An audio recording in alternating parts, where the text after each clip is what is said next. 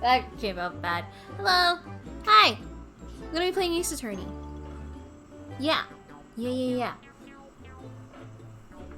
Wait. Sorry for the late start.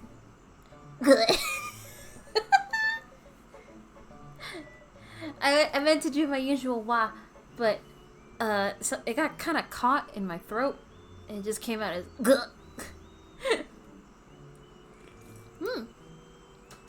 I too am ready. Let me switch over to the game. Bloop. Bloop. There you go. Let's get to it.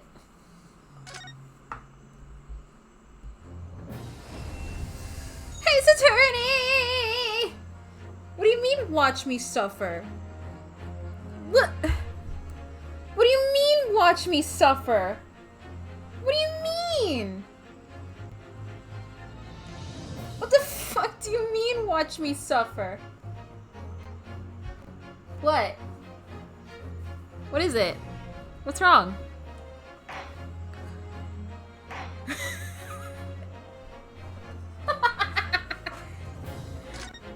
Oh, you mean my little friend?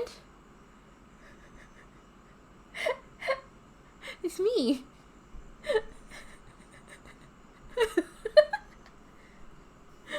Yeah, I love it too much. I wanted to put it here with me. So now it's just gonna be there in the corner. And you're gonna like it. Where we last left off, the pawnbroker is dead. The suspect is our friend Gina. We have to prove her innocence. But hello Cooney, hello Oz, hello Anti, hello Tiger Zodiac. Welcome. Gotta say hi to everyone. Here we are again at the scene of the crime.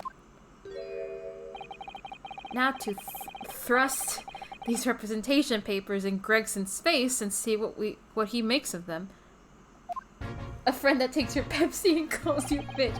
No. They don't take her Pepsi. They take her Coke. There's a big difference. Hello again, Inspector. Do you have a minute, please? What is it now? You should go home and get some rest. Here you are, Gregsy. Here are the representation papers. It's not the same thing. It's not the same thing. I do not tolerate the slander in my fucking Twitch channel. It is not the same thing. They are completely different. They taste different. And I plead for you to know difference, you fool. Your ladyship. How? I don't believe it. How the devil did you get that stubborn little ragabasher to sign that? I salute you. That is good work, that is. I can see you've been very busy here as well. How about some tea? It's a special blend designed to relieve fatigue.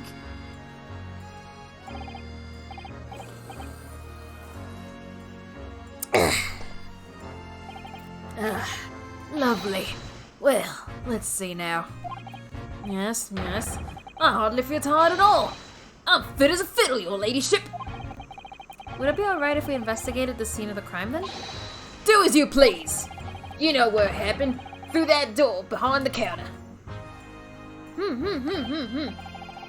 Yes, the storeroom. That's where I discovered Mr. Windybank and Gina. Pepsi and Conk are different. They are different. Right, well, I'll be getting back to business then.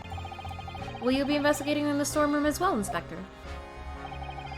If I'm perfectly honest, we need to wrap this up before long. Can't afford to spend too much time on it.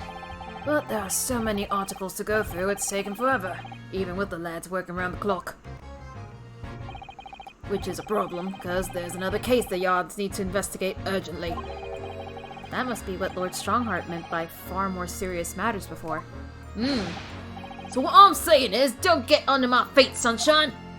Come then, let us not waste any time. Now we can investigate. Alright. So I'm curious about that. Wow! There's the article ledger here and Mr. Windybank's notes and... What's this? It looks as though someone has left a little photographic print behind. Kitty! Oh, look on the back. There's some writing. Is there?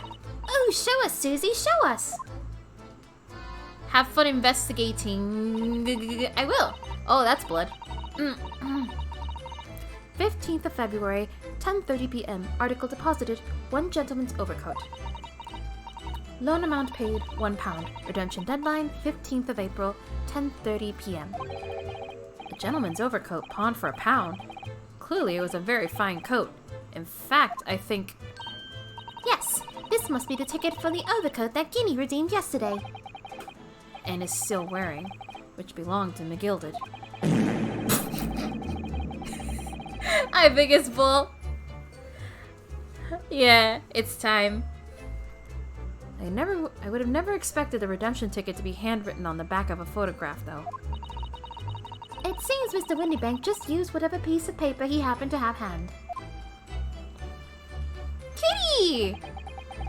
But this photograph of a cat, it looks very familiar, doesn't it?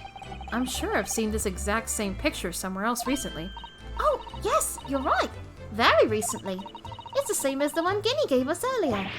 Of course! I was forgetting that she gave us that print. Well, what are you waiting for then, Mr. Naruhodo? Get it out! Alright. Let the cogs turn. Oh yeah, they're the same. Yes, they are exactly the same.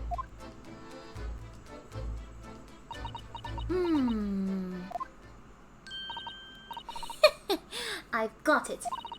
These 2 photographs hide an amazing secret. A secret? What does she mean? You must tell us, Iris, at once. Do you really want to know? Yes! We need you to tell us all you know about this pair of photographs. Tell us. Tell us! So, Iris, about these 2 photographic prints. The one we found here on Mr. Windybank's counter and the one Gina gave us before. They're the same. What is this amazing secret you mentioned that's hidden between these 2 identical prints?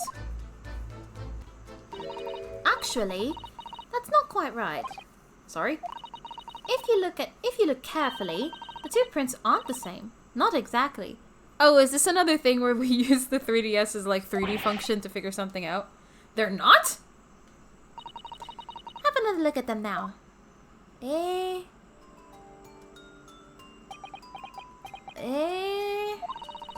you see that they are just slightly different from each other? Not really.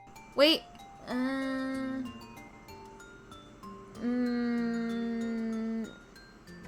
no? I think so. Well, a little bit. I think the one on the left is slightly, like, angled. Yeah, it's the angles. Yeah. I think so. It's very subtle, though. But what's the reason for the subtle difference between the 2 prints? Oh, well, it's because they're a set, you see. No, I don't. This pair of photographs, it's meant to be used in a stereoscope. Everyone in London is raving about them at the moment. Ah, a stereoscope. Why do I feel as though I've heard that word before recently? Gee. Flashing. This is a 3DS game! They got 3DS cameras in Britain. Oh yes, that's what Mr. Sholmes showed us yesterday. Oh yeah, we can just check it here. You see? There it is, just over there. Ah, yes, of course. That magical machine that makes pictures look almost real enough to touch. Well, actually, it's quite possible to see the same depth in pictures even without one of those contraptions. What? Really? Do you know how a pair of flat photographic prints can appear to have any depth in the first place? No, I have no idea. Oh, wonderful! Then I'll be able to tell you. She's over the moon. Bless her. Bless her. Should we let her explain, though? We really need to carry on with the investigating the scene. I, for one, simply have to know. Whoa! Have you ever considered, Runo, how our eyes see depth in the world around us? Well, I just open them and it works. But the reason it works is because we have two eyes. 2 eyes. Shocking. If you try closing just one at a time, I think you'll see straight away. What you see with your left eye and what you see with your right eye are ever so slightly different. You get a different view with each eye.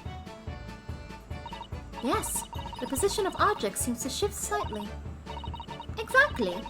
And in your head, your brain uses that shift to estimate depth as it merges to view the two views into one. That's how we can see depth in everything we see. My brain really is amazing, isn't it? It does so much without telling me. Ah, I think I see. So the pair of photographs consist of a left eye view and a right eye view. Is that right? Oh, well done, Susie. You're so quick.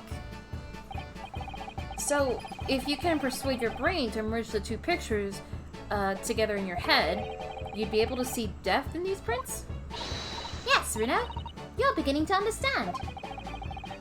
Yes, she calls Susato Susie, and she calls Runosuke Runo. It's very cute. She has nicknames for everybody. Like, she calls Gina Guinea, she calls Gregson Gregsy, and she calls Herlock Hurley. And the stereoscope's function is to act as your brain and allow you to do just that? Yes, but as long as you have 2 images, 2 eyes, and 1 brain, you can actually do it yourself without needing a stereoscope at all. You can? Really?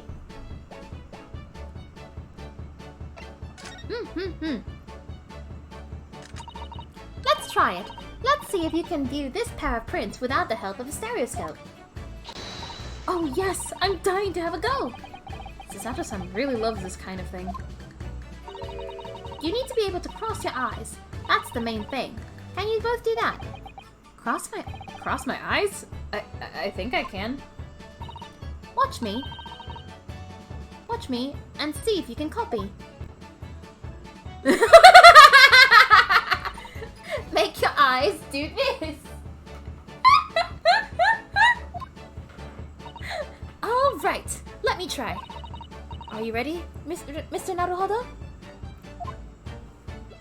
Please, please. There! How's that?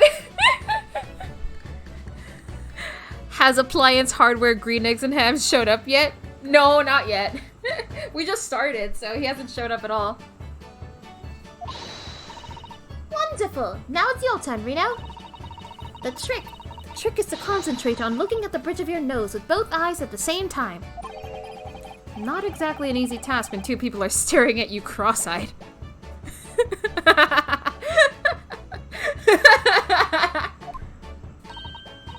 Alright, that's enough practice. Now let's try it looking at the prints. Start by staring at one print and slowly crossing your eyes.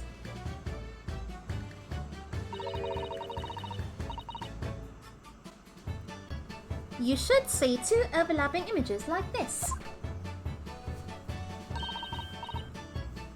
You try now, Reno. I'm just going to have to give it a try, I suppose.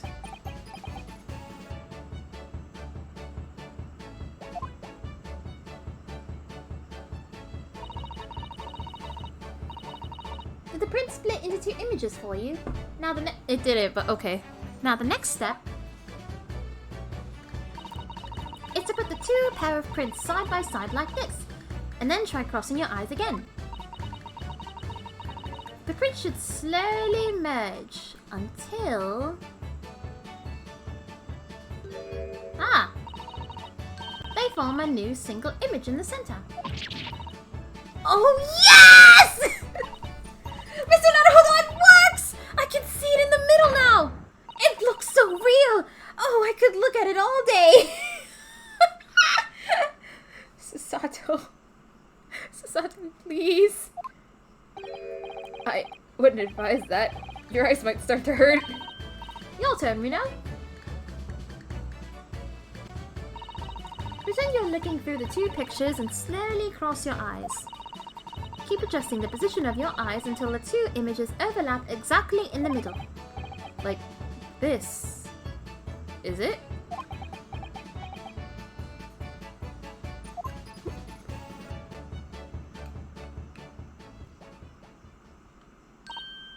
There, you managed it. So now you know how stereoscopic images work. Well, I don't know who discovered it, but it really is quite extraordinary. I mean, we can't do it because we're not on the 3DS. So what do you think of these stereoscopic prints then, Reno? They're certainly amazing, but it isn't easy to get to the knack of viewing them properly. No, some people find it easier than others. But that's why contraptions like this exist, for people who find it tricky. Oh, I recognize that. We saw one over there yesterday, didn't we? If I remember correctly, you press this little knob here,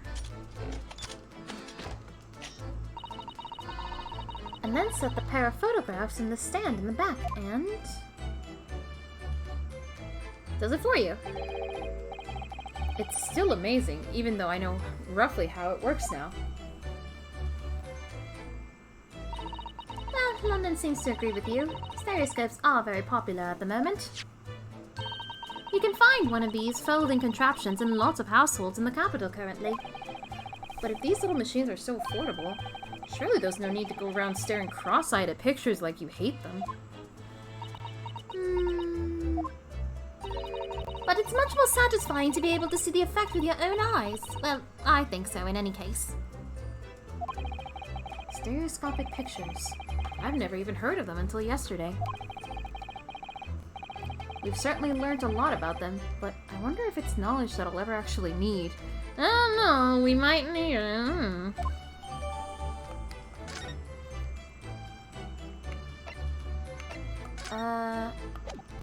Let's continue investigating.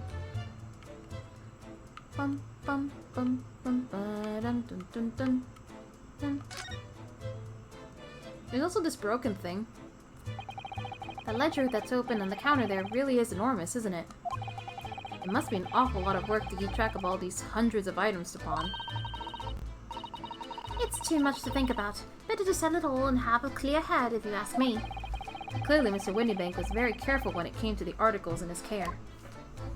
Is no one gonna address the broken thing? I guess not. Let's talk to this guy. The police are scouring every inch of this place, by the look of it. Instructions from the yard are to examine every article in the shop and every ledger and book of accounts. Every article? But that's a ridiculous amount of work, surely! We've been hard at it ever since the shop was declared a crime scene in the early hours. We're sifting through it all in the shifts at least, but still. We'll be working through the night, that's for sure. And even then, we'll barely even scratch the surface. Crime in a pawnbroker's. It must be every policeman's worst nightmare. It's every cop's worst nightmare, you know? A crime in a pawnbroker's. That's a music box. Do you have them where you come from, Reno? Yes, but I've never seen one as large as this in Japan. Oh, well, this will be a treat. Shall we have a listen?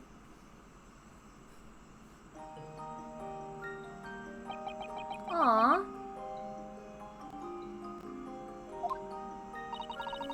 What do you think? Isn't it a pretty sound?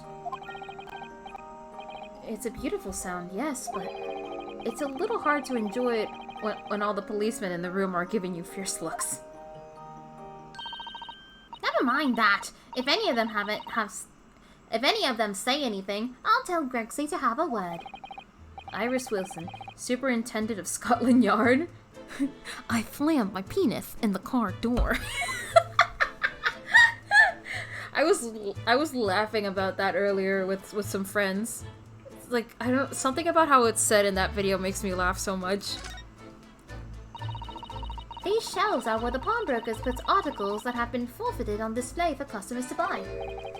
Yes, it's really strange. It's a really strange miscellany, isn't it? I mean, who would buy this horse statue, for example? Well, sometimes you can find some real treasures among all the junk, you know. Are you alright, Reno? Oh, it's just, well, it looks like a collection of useless junk as a whole, but when you pick out individual things, you can't help wishing you owned them. Even that horse statue. That's exactly how the pawnbroker works. They're very clever. I love Ryunosuke. He's so silly. Let's see. We're gonna leave the obvious thing for last. So let's keep looking at all the other stuff. I'm fairly sure this contraption was here yesterday as well. Here we are, though I'm not confident I can get it closed again.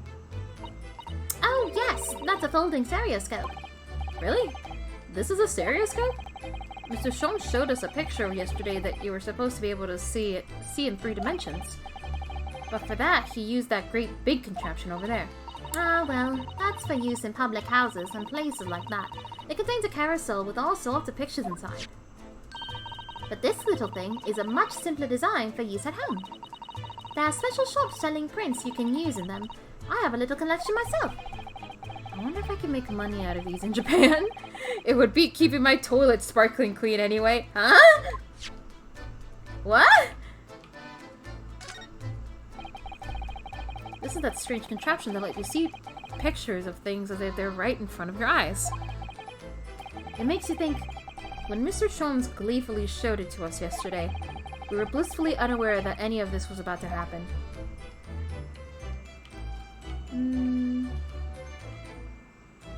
So, like, is no one going to address that Mr. Shones did put, like, a camera in this place that can see in the dark? We could look at the criminals from last night. Why has no one mentioned that? Ah! Look here! Oh yes, a bullet hole. And I can see the bullet is still lodged in the wall. Presumably, Mr. Windybank wasn't practicing with his revolver in his spare time. Ah, well... Mr. Shones likes to practice in his drawing room whenever he can. He's very patriotic like that. Sorry? It's all there in the Adventures of Herlock Sholmes, you know? Isn't that right, Iris? Did I write something like that? Partly in jest, perhaps. In jest? Well, he doesn't do it often. It is quite a dangerous pastime. He doesn't do it often? He shouldn't even do it once! Forget that for now, Runo. Let's examine this bullet. What's that around the bullet hole? Blood? Is it blood? A suspicious red stain on the calendar. Aha! I may well be able to help with that. What? There's nothing like the sight of blood to get the blood pumping, is there, Runo? I have a feeling I'm not as bloody-minded as you, Iris. I'm afraid the sight of blood makes my blood run cold. There you have it. You see, when it comes to blood, we're all different types. Yes, what a scientific observation. So you need this. Oh, no, what is that scary-looking thing? Hurley and I haven't actually come up with a name for it yet, but as soon as you see it in action, you'll understand what it does. Watch. Eh? Green! Oh! The color of the bloodstain has changed! There! Does it make sense now? Yes, I think I'm starting to understand. It works on the principle that different people have different types of blood, you see? Yes! How wonderful! The chemical it fires combines with the blood and makes it change color. So you can identify whose blood it is that you're looking at in a flash. That's really good, actually. Oh, what a fabulous invention, Iris! Isn't it? Isn't it? I bet Guinea would say it's blatant great! So, whose blood are we looking at then? Well, all the chemical does is turn the blood a different color, so... just find someone whose blood turns the same color and you'll know who it belongs to in a flash. It's more like 2 flashes, really, isn't it? 1 flash or 2, this could well turn out to be a very valuable clue. So we must make a note of it in the court record. Let's keep testing and adding the results of any other blood analysis to the portfolio. As long as I have reagents left, sure. Dun dun dun dun dun dun dun dun dun dun dun dun dun dun dun. Behind that door is the storeroom, isn't it? That's what Gregsy said.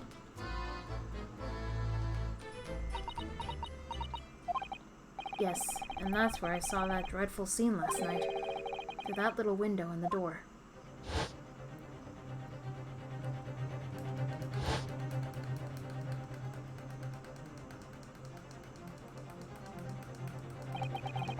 Mr. Windybank face down on the floor, with Gina beside him.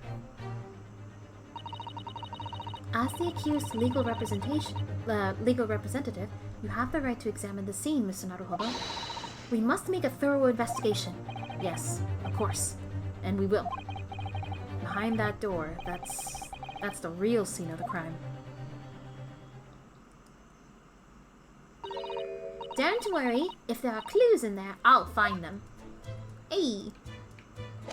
Alright. Let's move. Let's see the crime scene.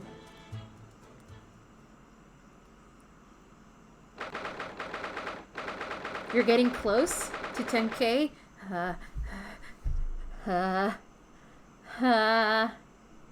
Please. Please. Don't. Poor Iris. She's clammed up completely. Iris is bound to find this difficult. After all, Mr. Windybank's life was taken in this very room only last night.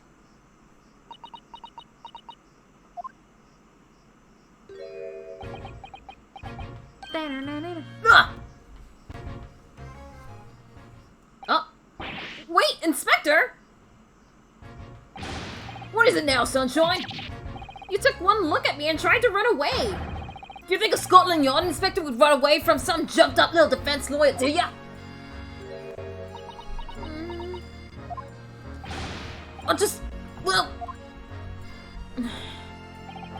I've never seen her ladyship looking like that before, is the thing. I didn't know what to say to her. So you weren't running away from me, you were running away from a 10-year-old. I'm afraid this is all a little much for young Iris. Some gentle reassurance might go a long way, perhaps, Inspector? Eh? Come on, Gregsy. Come on, Gregsy.